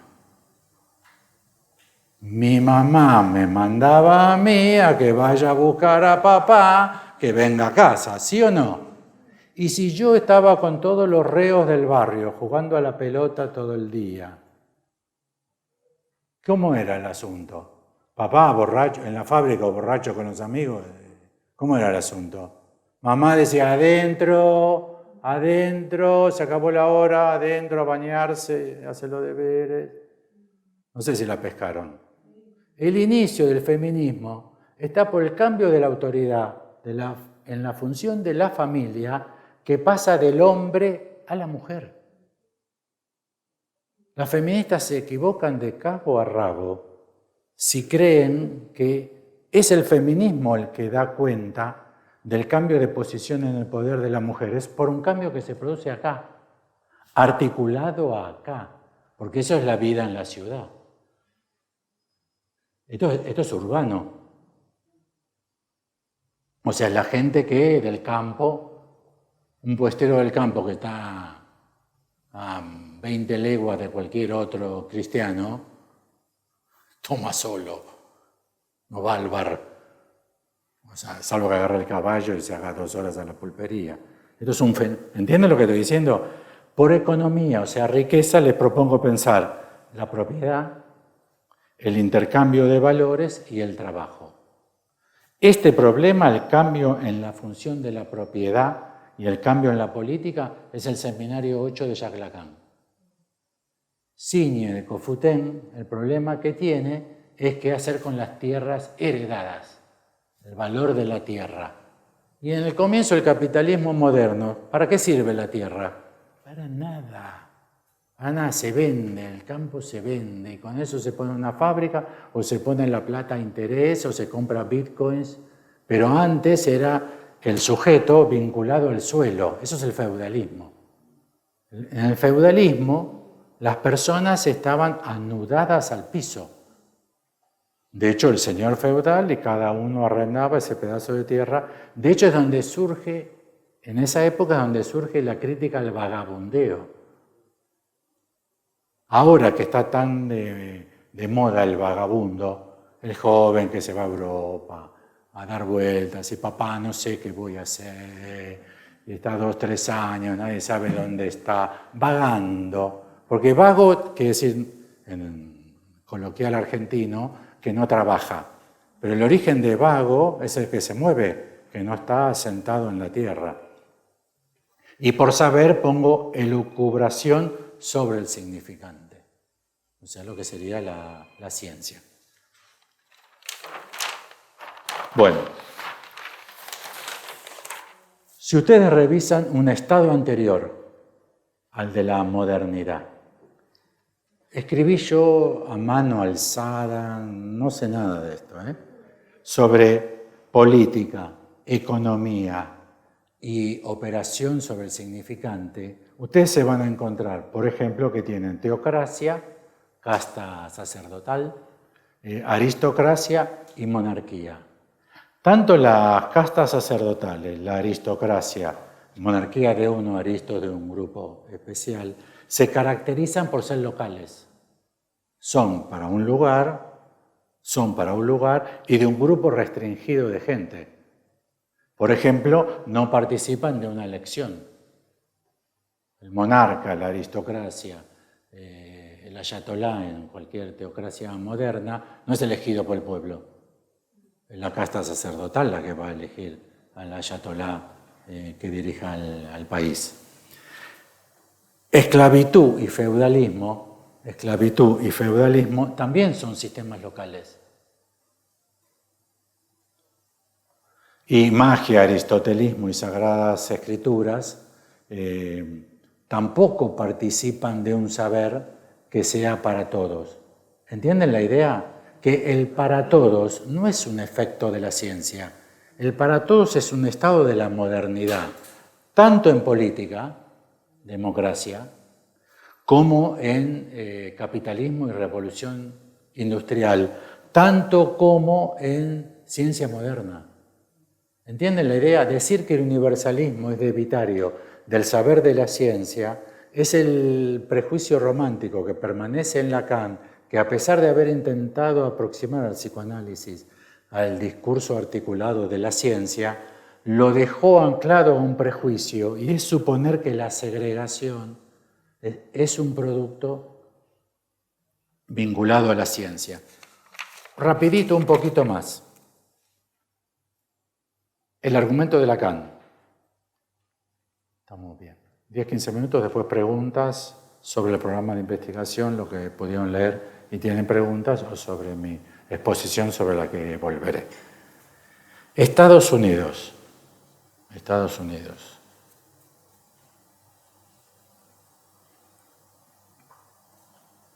Estados Unidos tuvo la primera revolución democrática de iguales, libres e iguales. La revolución democrática tan importante como modelo para Europa.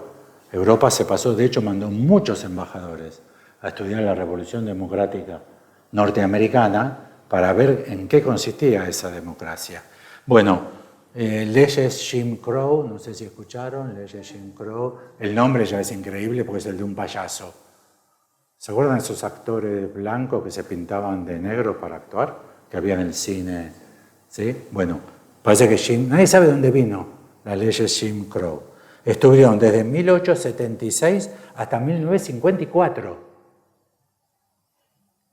Un caso muy famoso, el de Homer Plessy, que se sentó en el lugar para blancos del tren. Hace no tantos años, en el sur de Estados Unidos, una señora afrodescendiente se sentó en el colectivo, en el bus, en la zona de blancos. Bueno, y fue preparado por los que luchaban por los derechos democráticos igualitarios de los afrodescendientes. No fue un acto de Homer Plessy, pero quedó como famoso, estaban los abogados, todo preparado, y se elevó a la Corte Suprema el caso de si tenía o no tenía derecho, según la Carta Democrática, la Constitución norteamericana, pues llegó a la Corte Suprema. Y la Corte Suprema dictaminó, es Homer Plessy contra, es el nombre del juez, que no me acuerdo cómo es. Vieron que en Estados Unidos ahora está por caer la del aborto. La ley del aborto en Estados Unidos es el nombre de una mujer contra un juez, no me acuerdo ahora el nombre de esa mujer. Y ahora en todos los estados las Cortes Supremas están dejando, no va a haber más aborto legal en Estados Unidos, ya casi no hay. Y la Corte Suprema de Estados Unidos dictaminó, esta es genial, anótenla, iguales pero separados. Es famosísimo el caso de iguales pero separados.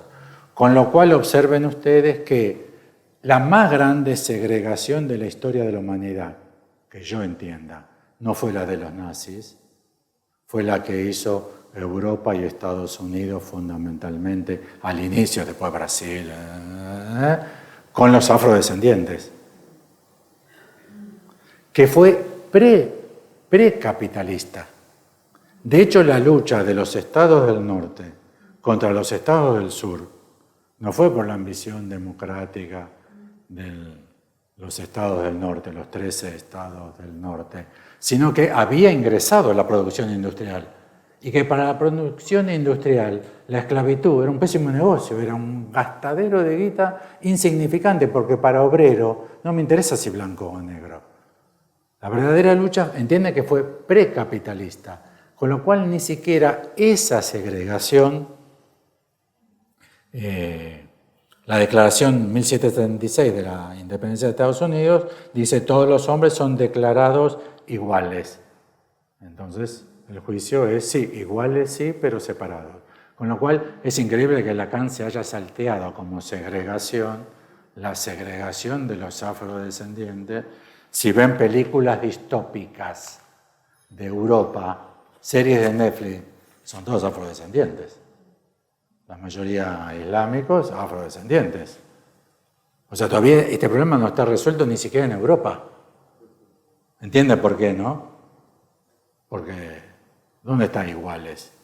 Barrios pobrísimos, educación malísima, salud inexistente, medios de transporte de un desastre, en las más bellas ciudades de Europa. Bueno, Ni qué decir del surgimiento de la segregación como murallas. La muralla china con, no sé, 25.000 kilómetros, no sé cuánto tiene, no sé, 21.000 kilómetros. Por otra parte, el medioevo, ¿cómo vivía? Ustedes ven películas de Netflix como yo y series de Netflix. O sea, nuestra enciclopedia es Netflix. O sea, dejémonos de jorobar. La enciclopedia no es la británica, es Netflix. Muy bien. Si alguno no ve Netflix, perfecto. No todo el mundo leyó la británica en la enciclopedia, ¿no? De D'Alembert. Bueno, ¿cómo vivían en el medioevo? A ver. ¿Cómo vivían? Adentro de un castillo. ¿Cómo vivían en el medioevo? Adentro de un castillo, ciudades amuralladas. De hecho, la ciudad amurallada más grande de Europa está en Francia.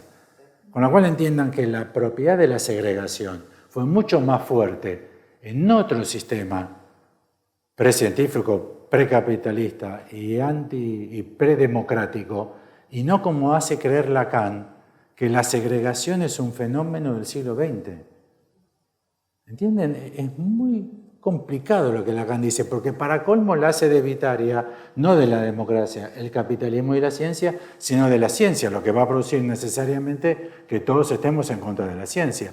Pero como Lacan tiene argumentos que son prejuiciosos, lo que cabe decir es que Lacan tiene el mismo prejuicio, que es la ciencia la que nos ha fallado y la que ha producido. Bueno, y ya que estamos con la segregación sistemática más grande de la historia de la humanidad, que se refiere al nazismo, realmente, habría que decirle, Lacan, ¿realmente no te has enterado de los guetos de los judíos? Los judíos en Europa vivían en guetos. Y no, el primer gueto como nombre fue el gueto de Venecia. Y gueto viene justamente del... ¿Cómo se llama la montaña de Barcelona? ¿Qué quiere decir? ¿Y qué quiere decir? El cementerio de los judíos. ¿Y por qué había un cementerio para judíos? Porque había una segregación, pero esa tengo datos si les interesa, en 1096 en Praga, obligación de concentrarse en un barrio amurallado. 1348 con la peste, 1391 las revueltas antijudías, los pogroms, la Inquisición 1478, justamente fue... La Inquisición es la pregunta. Inquirir, preguntar. ¿Y cuál era la pregunta? Tú que te presentas como cristiano nuevo, ¿eres un cristiano nuevo o eres un judío que para escapar del gueto quieres hacerte pasar por cristiano? Entiende que las cosas que se le achaca a la ciencia e incluso al siglo XX no son del siglo XX. Ni siquiera en su peor versión son del siglo XX. En su aspecto más horroroso son del siglo XX. Me podrán decir, bueno, pero 6 millones de judíos es una cifra, 6 millones. De hecho, hay que producir 6 millones de muertos. Había campos de exterminio que mataban y quemaban 10.000 cadáveres por día. Es un número, hay que lograrlo. Pero ustedes saben cuántos esclavos murieron en la construcción de la Gran Muralla China. Saben que la muralla china, lo que se ponía en la base de la muralla china para elevarla eran los esqueletos de los obreros esclavos que morían en la muralla china, y que cuando un esclavo moría en la muralla, está todo en Google, Netflix y Google. Ya con eso estamos completos, no necesitamos más. De hecho se pueden bajar buenos libros también por Google. Y las familias que perdían a un obrero esclavo en la construcción de la muralla duró más o menos 1000 años. 1000 años duró. para construirse esos 21.000 kilómetros. Las familias estaban obligadas a entregar, las familias esclavizadas, a entregar a otro obrero que iba a morir en la construcción.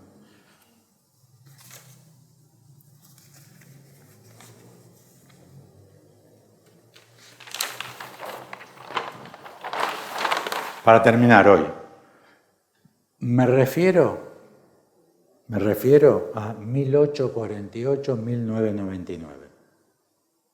Me refiero a 1848 hasta 1999.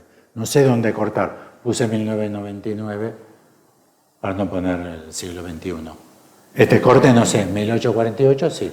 1848 es cuando las revoluciones democráticas se imponen en toda Europa. Cuando verdaderamente se imponen. La Revolución Francesa, luego vino la contra de la Revolución Francesa, Napoleón Bonaparte, el rey, ¿no? En todos los países sucedió lo mismo, en 1848 de vuelta, una revolución, y ahí sí se instala. La pregunta es, democracia, capitalismo, revolución industrial y ciencia moderna, ¿no son universalizantes todos ellos en forma articulada? ¿Entienden lo que estoy diciendo? Si se pusiese que es la universalización lo que produce la segregación, no es por la ciencia, ya que la democracia y el capitalismo son universales. ¿Quiénes votan en la democracia? Todos. Si no, si hay voto calificado, ya está, ya no es. Bueno, menores de edad, psicóticos declarados, bueno, está bien. Pero la lógica del voto democrático es que votan todos. De hecho, la discusión es, ¿todos deberían votar o habría que tener voto calificado? La discusión que hay ahora, lo que pasa es que vota cualquiera. Tómense un taxi para ver qué le va a decir. Bueno, lo que pasa, amigo, que acá vota cualquiera. Como si tuviese que votar a alguien. Pero no, es contradictorio, porque la democracia, que es por voto universal. El capitalismo y la revolución, o sea, el mercado propio al capitalismo y la revolución industrial, ¿cómo es ese mercado? Universal. Universal. Todas las fábricas, o la gran mayoría de las fábricas de Estados Unidos han cerrado porque se han instalado en México, que la mano de obra es la mitad, e importan todos los productos. O sea, hoy al capitalista industrial moderno no le interesa dónde está la fábrica. No es el señor feudal que impone en todo su territorio que las personas no se pueden mover y que tienen que pagar una cuota por la explotación de esa parcela asignada de campo. ¿Entienden que es universal?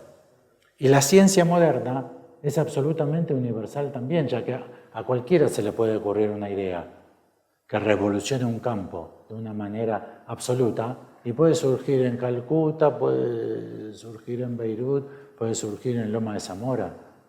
O sea, los tres sistemas se caracterizan por la universalización, mientras que los sistemas anteriores se caracterizaban por su localización. Más aún, lo que yo les pregunto es, obviamente, y esa es la potencia de la cadena Borromea, se han potenciado a sí mismos. Es la democracia la que ha permitido que se desarrolle este tipo de capitalismo, y este tipo de capitalismo y la democracia están totalmente apoyadas en la lógica del funcionamiento de la ciencia. ¿Quién puede pensar? Física cuántica, ¿un cura? ¿Un cura? Sí, uno de los más grandes de la primera época de la cuántica era un cura. ¿Un cura? Sí, un cura. Pero dejó los hábitos cuando se hizo científico. No, siguió siendo cura. Porque para pensar una idea en ciencia, ¿entienden que acá pueden pensar todos? Ese es el ámbito del todos, todos, todos. Decir sujeto de la ciencia es un prejuicio. Y es un prejuicio nefasto para el psicoanálisis porque lo embarca en el proyecto romántico que es antirracionalista. Punto y coma. ¿Y cuál es el problema de que esté en un proyecto antirracionalista? Que luego la práctica del psicoanálisis se convierte en una cuestión no racional. Esto es, no, Roberto, no pienses tanto. ¿Qué sentís? ¿Vos qué sentís? Y ahí Roberto dice, cagué, tengo que sentir algo. La pelota, ¿qué le puedo decir a esta mina? y estoy sintiendo, ¿qué puedo decirle que estoy sintiendo? No siento nada, la verdad. Siento ganas de irme, tengo un montón de cosas para hacer. Siento mucha envidia por mi hermano, doctora. Ve. Tantos años pensando. Se convierte en una práctica anti o irracional. El problema es el acto del analista se lo logra teniendo una política racional, calculando cuál es el problema, diagnosticándolo, pensando cómo se arma el problema, cuáles son sus ingredientes, cómo se desarma, cómo se interviene para desarmarlo. Porque no todas las, por ejemplo, las cuotas universitarias en el plan de Lula, como tantos otros países democráticos y justos que han intentado que las poblaciones más postergadas sean beneficiadas artificialmente con leyes que les permita el acceso a... ¿Se sostuvo después? En general no, fracasaron todos esos sistemas, porque para eso el que trabaja Renaud es especialista de este problema. Fue francés. Alain Renaud, no como los coches, sin la L, Renaud, sin la L. Máxima autoridad en el diseño de políticas universitarias de Francia, de muchas organizaciones internacionales. Lo que él dice, hay que pensarlo mejor. Por eso le recomendé el libro de Rawls, Justicia como equidad. ¿Cómo se consigue la igualdad? Hay que pensar cómo se consigue, hay que pensar cómo se resuelve un síntoma. Bueno, los problemas de este sistema que les propongo es que queda por fuera religión y arte, que no sé si merecerá un Borromeo de 4. Para mí, religión y arte son debitarios de cómo se estructuran la política del poder y la autoridad, del manejo de los valores y de los valores, porque los dineros es una época, y cómo se maneja la operación sobre el saber.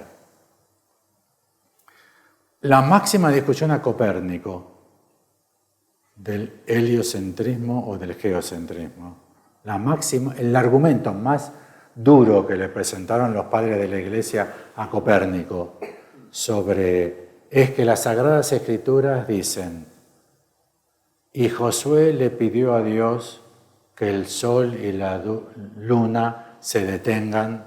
Josué 10, 13, 14. Búsquenlo. El libro de Josué, el capítulo 11, el versículo. Y Dios detuvo para la invasión de los israelitas a las ciudades amuralladas y por conquistarlas, ¿no? Y Josué le pidió a Dios que detenga el sol y la luna en Gideón y no me acuerdo el nombre de la otra ciudad. Bueno, a partir de ese relato religioso se estableció la datación del primer eclipse de luna, que fue en 1207. Ese versículo, ¿entienden? Hay una perspectiva racional de cómo operar con eso. ¿Qué quiere decir? Que se detuvo el sol. ¿Entienden lo que quiere decir? ¿No? Que no salió el sol y que hubo sombra, porque fue el primer. Con lo cual lo que les propongo es operación sobre el significante. Porque con el significante es esto también. Bueno, me parece que religión y arte podrían estar subsumidos en este plan, no sé. Bueno, hasta ahí, como verán, mi único tema, mi tema principal, y por eso mi elección de Lacan en lugar de Freud, es porque me parece que se plantea un psicoanálisis más racional. O sea que hay motivos para pensar por qué el psicoanálisis es pertinente, por qué tiene esta estructura, por qué tiene estos conceptos, etcétera, etcétera. Y entonces me parece que hay que pensar muy bien el rechazo a la ciencia, ya que racionalidad y ciencia van íntimamente unidos, especialmente en el campo científico, que compete al psicoanálisis y donde el psicoanálisis es francamente anticientífico. De hecho, en su práctica no hay que pensar tanto, es el consejo del psicoanalista. Y yo creo que hay que pensar mucho. Bueno, tenemos unos buenos minutos para conversar, discutir. Pedro. Sí. Pueden decir su nombre. Bueno,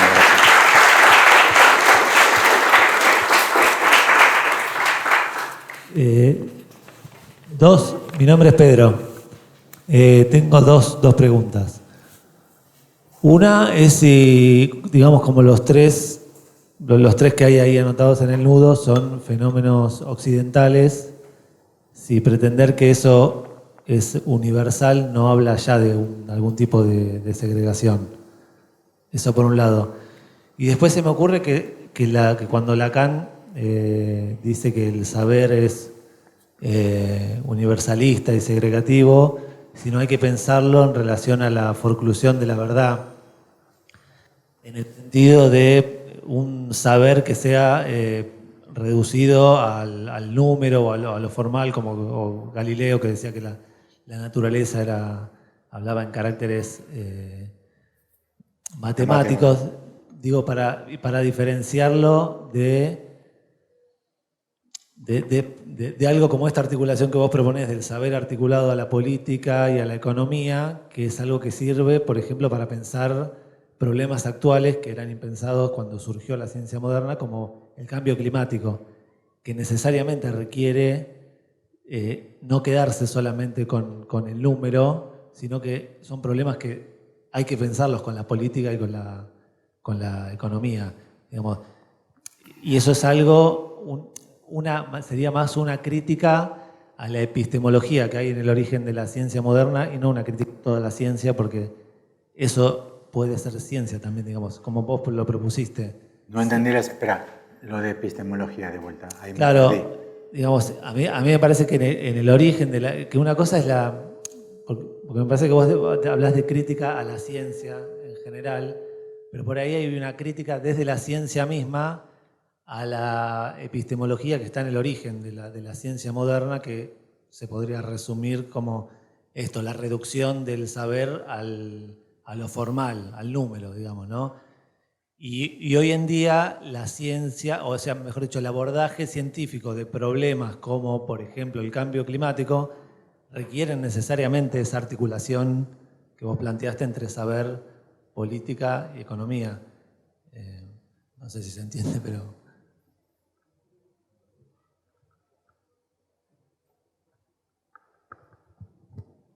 Hola.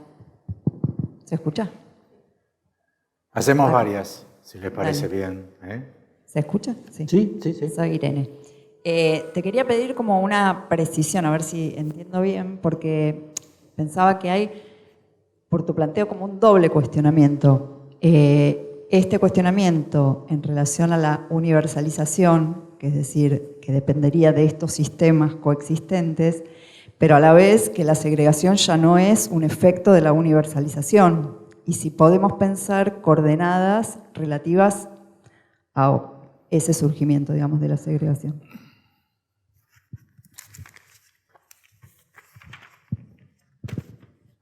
¿Hay más? Sí.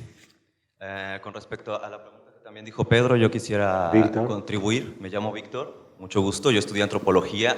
Esto es importante porque lo que usted acaba de mencionar acá, en estos tres círculos, por ejemplo, es algo que se ha trabajado también bastante en antropología, que estudia diferentes culturas independientes de Occidente, más allá de Occidente. Es una cuestión a la cual se comienza a hacer crítica con el supuesto contacto que hubo con América, ¿no? Occidente comienza a hacerse crítica a sí mismo, conquista a todos con el cristianismo, pero después, casualidad de las casualidades, se vuelve secular, se vuelve científico y comienza a decir todos los otros tienen un pensamiento místico, ¿sí? La ciencia, por ejemplo, ciencia política y usted dice economía, ¿no? En el caso de la antropología no sería economía porque es lo mismo, es exactamente lo mismo, pero dicho una palabra un poquito diferente. Oikos, nomos, sigue siendo el jefe que rige la casa, ¿no? En el origen etimológico de la palabra economía. es el parentesco lo que se pone de este lado, ¿no? Que eso es lo que quisiera contribuir ahí, en vez de economía, porque la economía como sinónimo de trabajo, en realidad el trabajo es una categoría política también. Entonces pertenece a este dominio, no sé si me doy a entender. Y como usted bien lo explicitó hace un rato, ¿no? Los ejemplos estos de la gente que antes, cuando iba a la cantina y a tomar el alcohol, el papá, y que mandaban al hijo, siguen siendo problemas de parentesco. Siguen siendo cuestiones de las relaciones de parentesco, cómo se administraban entre mamá, papá, hijos. Eso es lo que pone la antropología, como por ejemplo pensar si no sería universalista justamente, ¿no? Decir que estos son los tres que hay en todas las culturas, pues no sería universalista, parece que así se practica en muchas otras culturas, solo que la diferencia sería no económico, sino parentesco. Y esta es mi contribución, muchas gracias. Tomamos estas tres y después hacemos otra serie porque después me distraigo yo con las preguntas.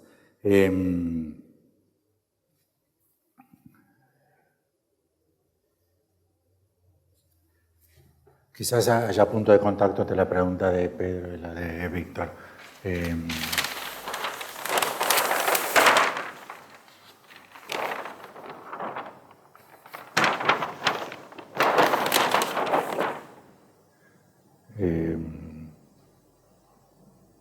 Por ejemplo, desconozco bastante, incluso de esto que voy a decir, desconozco bastante. Pero me da la impresión que en Irán hay un régimen político que es una teocracia. Quizás no lo sea, bueno. Con lo cual, se darán cuenta que, y lo dije en su momento, que no propongo que esto sea para todo el mundo. O sea que justamente dije, en este momento puse Irán. O sea, no estoy proponiendo que esto sea para todo el mundo, porque les advertí que esto tiene un acotamiento, al menos espacial. Tiene un acotamiento, por ejemplo, podría ser que para muchas poblaciones, en muchos países, entre comillas, habrá que ver qué es un país, en África, el jefe de la tribu, del clan, del pueblo, tampoco participe de este sistema. Con lo cual puse un límite temporal, 1848-1999, y también ahí, nunca dije para todo el mundo, no dije yo para todo el mundo. Lo que yo digo es que el efecto para todo el mundo, que se puede aplicar la lógica de para todo el mundo, implica la articulación. Pero no quiero decir por eso que en todo el mundo rige esto, ni mucho menos. En Bolivia, en el gobierno de Evo Morales desarrolló una política, no sé, el MAS, bueno, donde había dos sistemas legales simultáneos superpuestos. Por ejemplo, si el pueblo determinaba que había habido una violación y los hombres aplicaban un castigo al violador, por ejemplo, matándolo sin juicio previo, sin la participación de fiscales, jueces, abogados defensores, todos tenemos derecho a ser considerados inocentes hasta que se demuestre la culpabilidad en un juicio con debida forma, etcétera, etcétera. En Bolivia tuvimos un sistema, no sé si sigue rigiendo, ahora sigue gobernando el MAS, pero ya no Evo Morales, no sé si sigue existiendo ese régimen. Con lo cual, no digo para todo el mundo, porque ni siquiera era una legalidad propia a los regímenes democráticos, lo que regían muchas secciones. En México, todas las zonas controladas por su comandante Marcos, no por los zapatistas, tenían también un régimen, por ejemplo, de impuestos un régimen de impuestos, que era el impuesto revolucionario, en muchos lugares hubo impuestos revolucionarios, que también no se regían por criterios democráticos, no habían sido decididos en el Congreso, diputados, senadores, la ley de impuestos. Las leyes de impuestos no son tan fáciles como Milei cree. Leyes de impuestos, hay que, diputados, senadores, la Corte Suprema, pero ahí se admitió, con lo cual jamás supuse que fuese para todo el mundo, no me refiero a que es de existencia en todo el mundo, ni siquiera por igual en todo el mundo. Lo que digo que la idea de para todos es una idea que rige en la combinación de factores como estos, que seguramente preponderan más, Pedro. El problema es que no sabemos qué es Occidente. O sea, si vos me pones un mapa mundi y me decís agarrar un marcador y distinguí qué es Occidente y qué no es Occidente, es muy complejo, especialmente porque no tanto la democracia, pero la ciencia y el capitalismo con la revolución industrial se han entrometido en la vida prácticamente de todas las poblaciones, a pesar que vivan en una teocracia, en un régimen tribal, o sistemas mixtos de producción precapitalistas junto a sistemas capitalistas.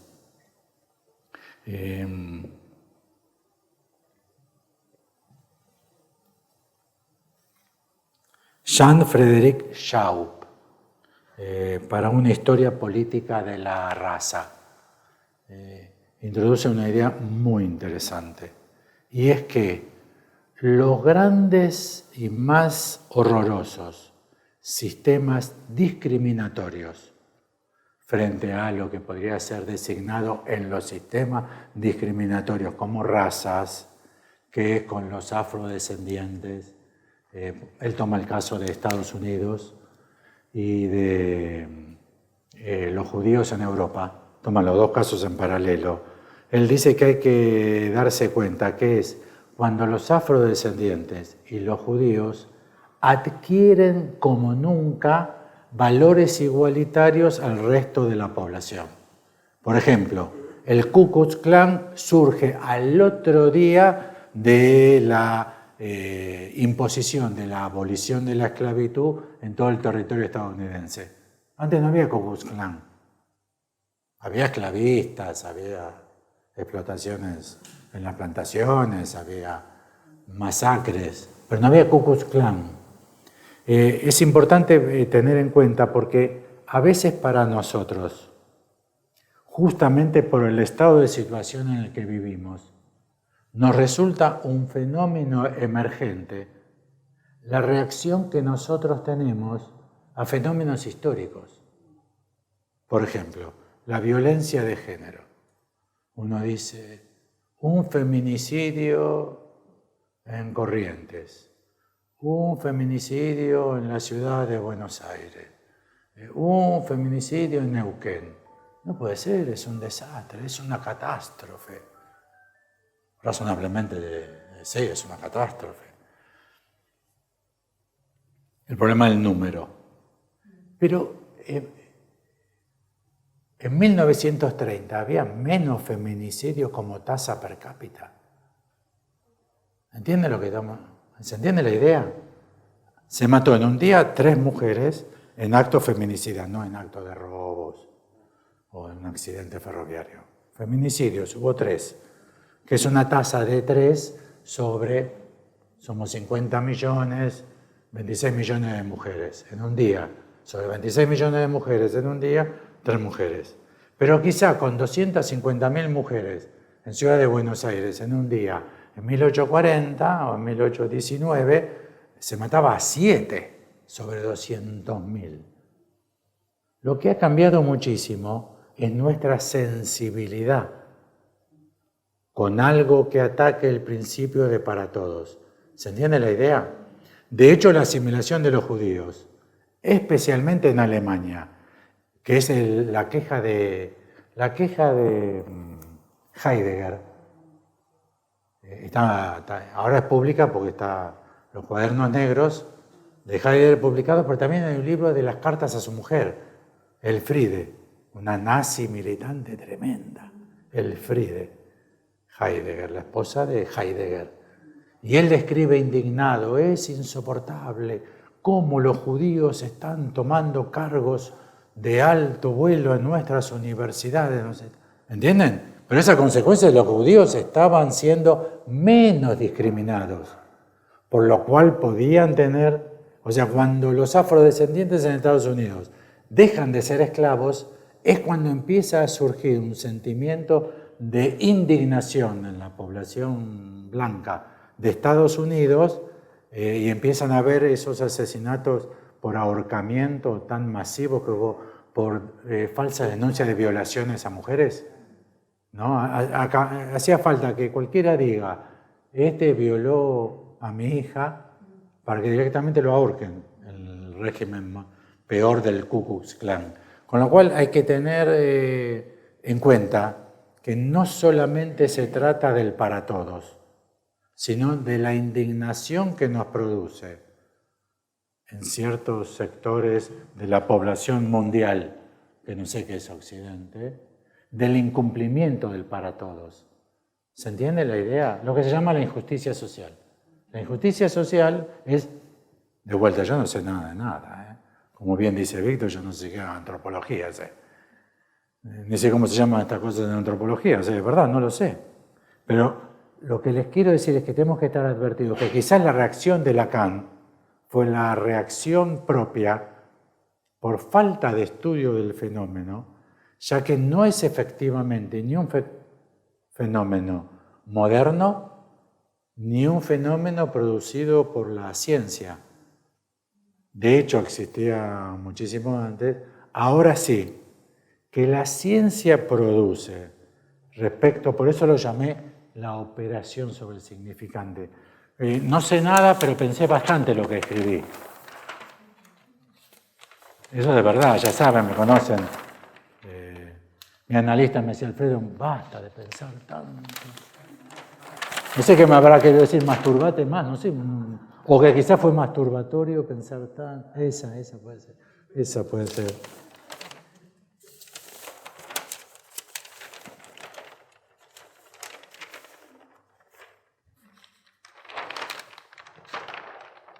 Bueno, ¿vieron que acá puse elucubración sobre el saber? No, elucubración sobre el significante. No puse con el significante. Puse sobre el significante. Porque con el significante operan también estos y estos. ¿Qué es un juez? En la cárcel hay una revuelta, matan a 11 penitenciarios, incendian todo. ¿Cuándo se frena? Cuando van a reprimir los policías o cuando viene la fiscal. Una flaquita con el atallé, uno dice, esta va a frenar, y no, vino la fiscal. Si vino la fiscal, nos sentamos a negociar. ¿Y qué es la fiscal? ¿Es un significante? ¿O no? Es solo un significante. Por eso puse aquí elucubración sobre el significante. Y aquí sí puede ir la forclusión de la verdad. En este campo, ¿se entiende? Aquí sí. Pero no un efecto social que ha infectado la historia del mundo por completo. ¿Saben quiénes fueron los últimos? Agárrate, Catalina. En aceptar la abolición absoluta de la esclavitud en Estados Unidos. ¿Quiénes fueron los últimos que hubo que negociar mucho para que lo acepten? Las poblaciones aborígenes norteamericanas, ya que eran grandes esclavistas de afrodescendientes. Los Cherokee. Que hoy son población originaria. Sí. Sí. Pasan a ser población originaria con los mismos derechos.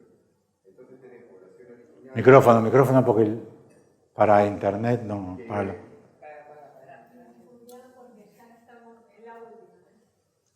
No, que hay población afrodescendiente en Estados Unidos que reclama los derechos de los pueblos originarios, porque cuando se abole la esclavitud, los esclavos de los pueblos originarios pasan a ser parte de los pueblos originarios. Exactamente. Es una historia que se desconoce muchísimo, pero digo, para no pensar en el hombre bueno, en el hombre malo, el hombre moderno.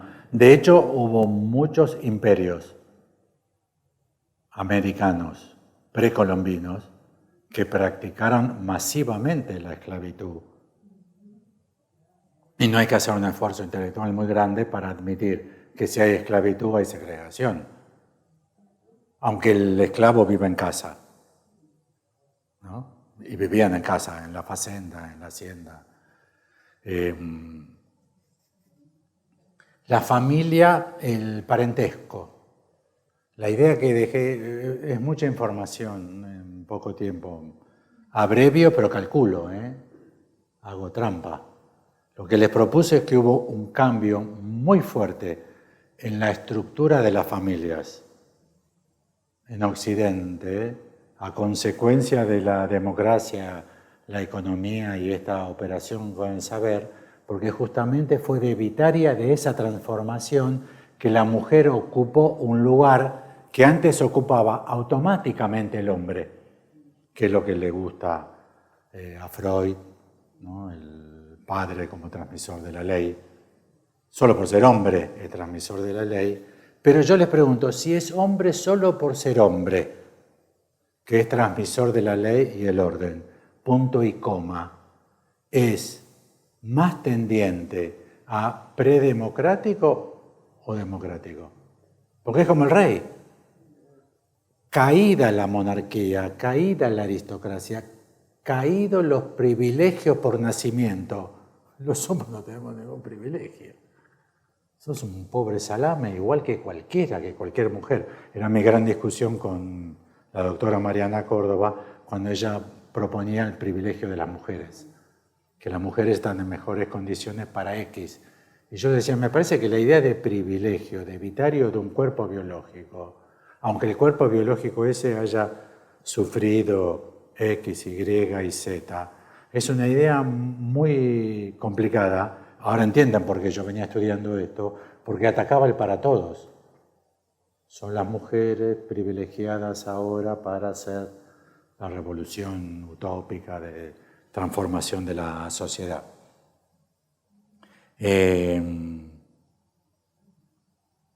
Bueno, y lo último, que a partir de lo que propuso él, el régimen universalizante a nivel de estas articulaciones más impactante que se vio fue lo que sucedió con América a partir de la colonización, ya que Europa llevó ese modelo como hegemónico impuesto a todo puerto donde pudieron llegar sus naves. ¿Entienden lo que estoy diciendo? Y eso es el fin del 15. Es cierto que Colón llegó, pero es precientífico.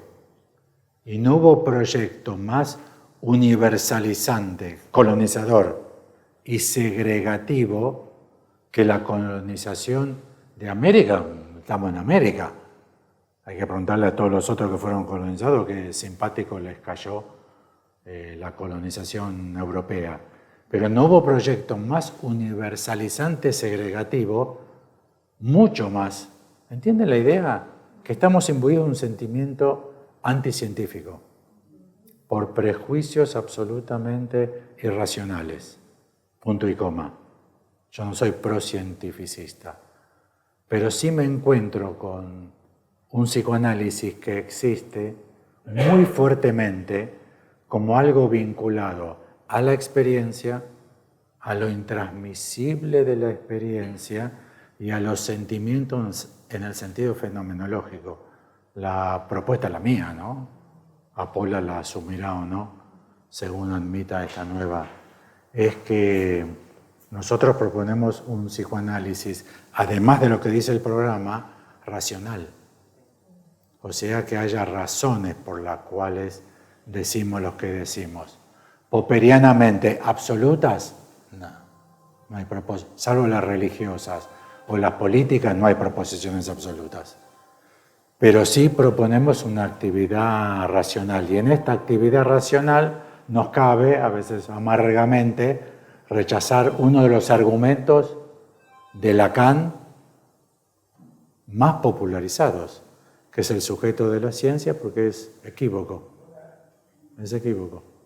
Bueno, si les parece dejamos y tenemos la siguiente presencial prevista.